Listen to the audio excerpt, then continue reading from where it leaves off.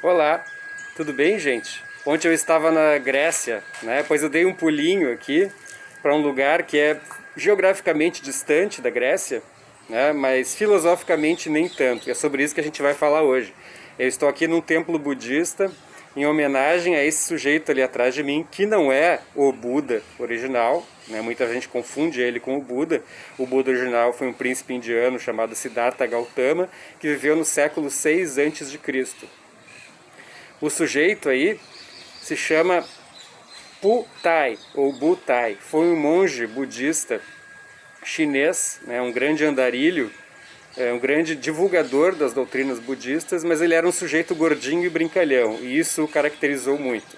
Também a característica dele foi de que dentro das rotas de comércio entre o Japão e a China, e isso é importante falar, né, tanto na Grécia, no Oriente, quanto no Japão e na China, as rotas comerciais, né, se baseavam no transporte, mas também em grandes feiras que aconteciam ao ar livre, onde se vendia de tudo. Se vendia armas, se vendia comida, se vendiam drogas, se vendia entretenimento, né, a partir de exibições de artes marciais, acrobacia e de teatro, mas também, né, nas feiras se vendia filosofia.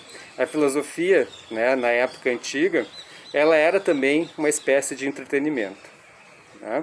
Então, uma contribuição que Butai deu foi a junção, né, entre o taoísmo e o budismo, e ele é numa filosofia que se chama hoje de Zen budismo, né? Bom, o budismo surge, né, na Índia, mais ou menos. O Buda, né, surge a partir da sua doutrina no século 6 a.C. O taoísmo foi fundado por um sábio chamado Lao Tse. Lao Tse é uma palavra que significa velho sábio, né? Lao Tse viveu na época dos reinos combatentes, mais ou menos no século 4 a.C. Isso que é muito interessante, né? Um filósofo grego chamado ocidental, mas que na verdade nasceu em Éfeso, que ficava na Pérsia, né? Heráclito. Ele é muito importante dentro da nossa filosofia ocidental, mas na verdade existem muitas relações entre a doutrina de Heráclito e a doutrina de Lao Tse, né? A maioria dos filósofos, na verdade, eram grandes observadores da natureza, né? Tem uma história de como os gregos tinham escravos, cidadãos gregos tinham escravos, né, que trabalhavam para eles. Eles tinham tempo para observar a natureza e fazer filosofia, né? Com os chineses talvez não fosse tão diferente. Então, tanto Heráclito quanto Lao Tse observavam os mesmos fenômenos, por exemplo, as águas de um rio, né? Então, a partir desse movimento das águas do rio, né, ou seja, a água é sempre uma água, o rio é sempre o rio, mas ao mesmo tempo a correnteza sempre os coloca em movimento. Então, a grande contribuição de Heráclito, na verdade, é essa ideia de que tudo flui, né? Em grego, panta rei. Então nada permanece o mesmo, tudo é o movimento. Heráclito é considerado o pai da dialética. A dialética é depois que vai chegar na filosofia ocidental, a partir de Hegel, a partir de Marx, né? E de certa forma a partir de Nietzsche. Então essa ideia de que tudo flui e nada permanece é uma ideia que vai afetar também a filosofia taoísta e a filosofia budista.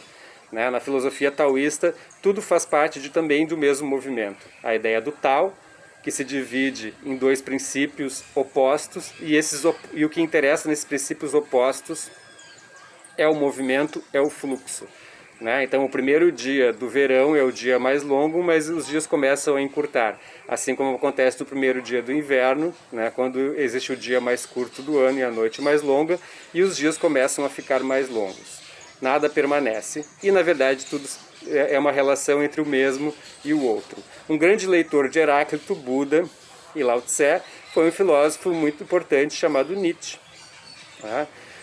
Então é muito importante essa doutrina nietzschiana, que vai chegar depois na filosofia de Deleuze, Guattari e Foucault, é de que essa ideia de identidade, e também Lacan, essa ideia que a gente tem de identidade, ela precisa ser questionada. Afinal, nada é idêntico a si mesmo, tudo é sempre um movimento, Existe um conflito entre o mesmo e o outro, o ser e o dever, Assim como existe o movimento da água, o movimento das estações, né, e o movimento da vida. Não existe esquerdo ou direito, lado esquerdo ou direito. O lado esquerdo do meu corpo tem um lado direito e um lado esquerdo, dependendo da maneira como eu observo, da maneira como eu me movimento, certo? Então era isso, né? A ideia de identidade versus subjetividade versus movimento, né? Todas as células do meu corpo estão morrendo e nascendo ao mesmo tempo, né? Todo dia a gente aprende alguma coisa, mas ao mesmo tempo nós não acordamos como o personagem do Kafka, né? Na Metamorfose, que se transforma num inseto horrendo, né?